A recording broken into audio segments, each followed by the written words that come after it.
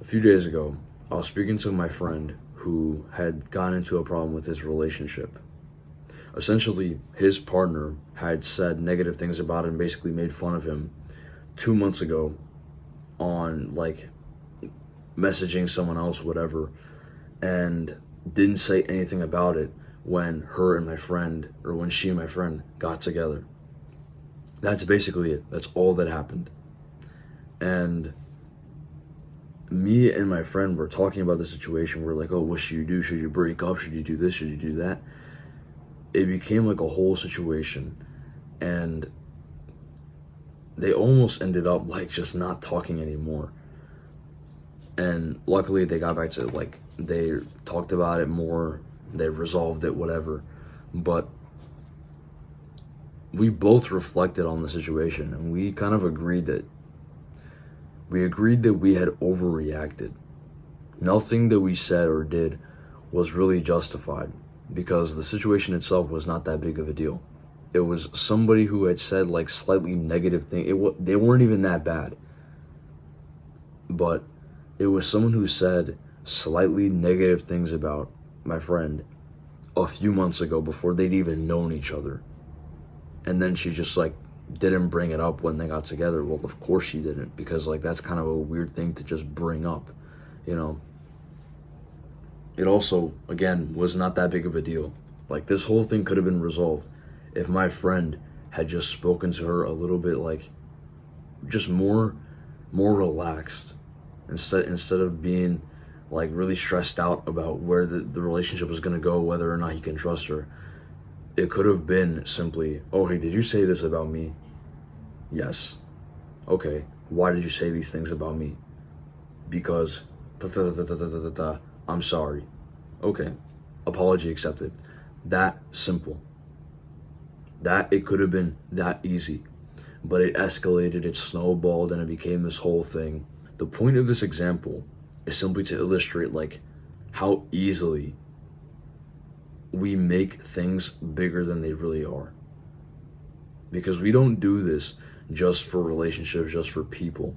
We do this with everything. We do this with family problems. We do this with our personal lives, regarding work, right? Regarding maybe you just broke something, right?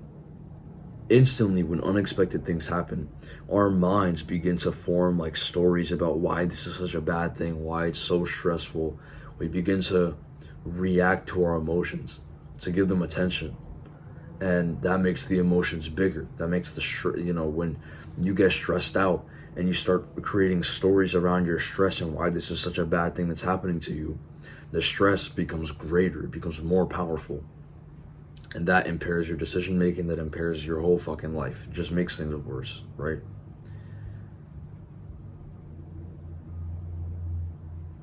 Wouldn't it be so much easier if we could simply not be that way? Like if we could, instead, when bad things happen to us, we could instead just be intentional, react with tranquility, with calm, not be so reactive and tense with everything.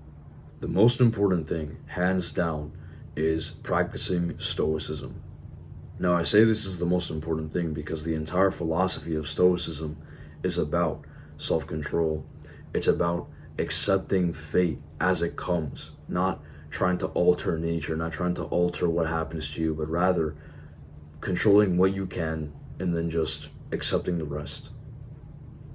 That sort of mindset, that way of life, over time, as it becomes more cemented into your brain, as it becomes more natural for you, it leads to sort of like a default indifference to everything.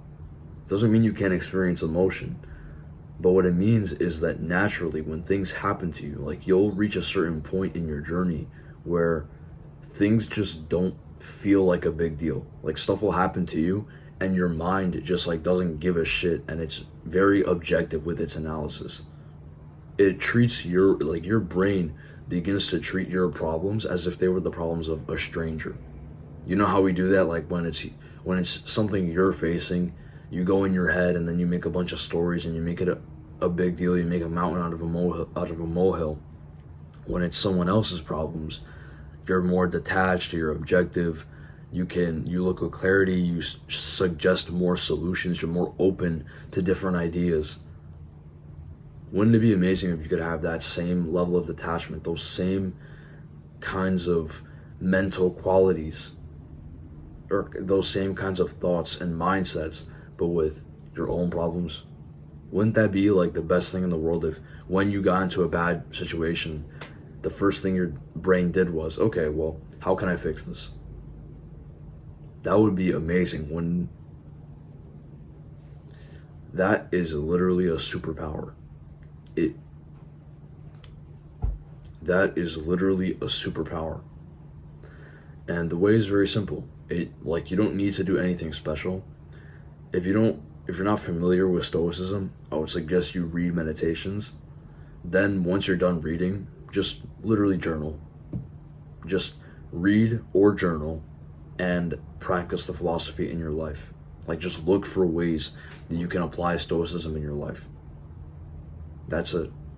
That's all you have to do.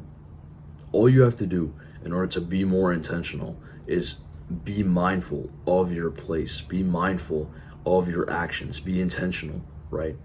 Decide in advance how you want to react, who you want to be. That way, when life comes and it sort of tries to knock you off balance, you're not so susceptible to being shaken.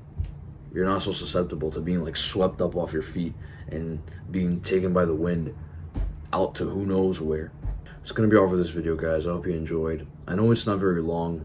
I know that it's not a super in-depth video, but this is one of those topics that I feel does not require so much of me, so much volume. It's something that is very simple and straightforward. If you do what I told you to do, if you just practice Stoicism and then journal, or practice Stoicism and read, whichever part of the process you're at, then that's all you really need. Because I remember I kind of fell off because in around July, I got into a rut and I basically undid a lot of the instinctual indifference that I had built up. But prior to that, I had gotten into this weird, I don't even know how to describe it. It was something that a lot of people experience when they do psychedelics, when they do things like ayahuasca or whatnot. A sense of detachment, when it almost feels like when you look around you and you're living life, you're seeing it from a third person perspective. You're a lot more objective, you're a lot more calm. Things happen to you and you kind of just don't give a shit. You don't see it as that big of a deal. I had achieved that just by being stoic, just by reading, just by journaling. Never did any psychedelics, never did any drugs. All I did was meditate on Stoicism and practice it in my life. And then over time, I was able to build that natural, default indifference, if that makes sense. Again, thank you for watching, and I hope you have an amazing day.